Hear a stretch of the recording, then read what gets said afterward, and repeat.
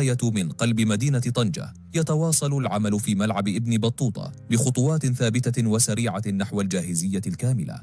الأشغال بلغت مراحل متقدمة، أبرزها السقف العصري الذي بدأ يكتسي مظهره النهائي، مانحا الملعب طابعا حديثا يليق بمكانته.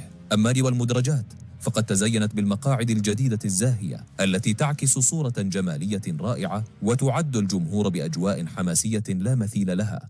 وعلى مستوى أرضية الميدان اكتملت عملية زرع العشب الطبيعي، ويعتنى به يوميا بأحدث التقنيات، ما يجعله جاهزا لاحتضان المباريات في أفضل الظروف. إلى جانب ذلك تركب الشاشات العملاقة التي ستنقل الأهداف والإعادات بدقة عالية، مضيفة لمسة عصرية تعزز تجربة الجماهير. العمل داخل الورش منظم بدقة، فرق للسقف وأخرى للمقاعد وأخرى للعشب والشاشات، والمهندسون يسهرون على كل التفاصيل لضمان أعلى جودة. حتى خارج الملعب تتواصل الأشغال على الواجهة والمحيط، فيما أظهرت تجربة الإضاءة الليلية صورة خلابة جعلت الملعب يبدو كجوهرة مضيئة وسط طنجة.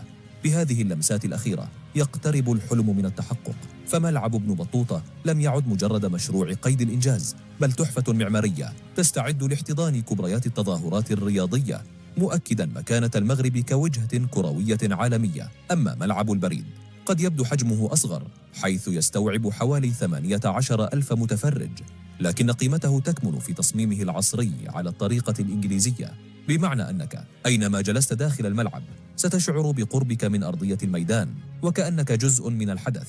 هذه الميزة تجعل من تجربة المشاهدة تجربة حية ومباشرة. الأشغال في هذا الملعب بلغت مراحل متقدمة جدا. التسقيف اكتمل بشكل شبه كامل بعدما جرى تثبيت الأعمدة الضخمة، وبدأت عملية تغليف السقف بقطع معدنية دقيقة التركيب. الأرضية بدورها تزينت بالعشب الطبيعي، والمدرجات صارت جاهزة في انتظار اللمسات الأخيرة. الواجهة الجانبية للملعب صممت بشكل حديث يمنح المتفرج شعورا بالفخامة منذ لحظة دخوله. وفي ملعب مولاي الحسن، هذا الملعب يختلف عن ملعب البريد في بعض التفاصيل، لكنه لا يقل عنه جمالاً. الكراسي الجديدة بألوان العلم الوطني منحت المدرجات رونقاً خاصاً.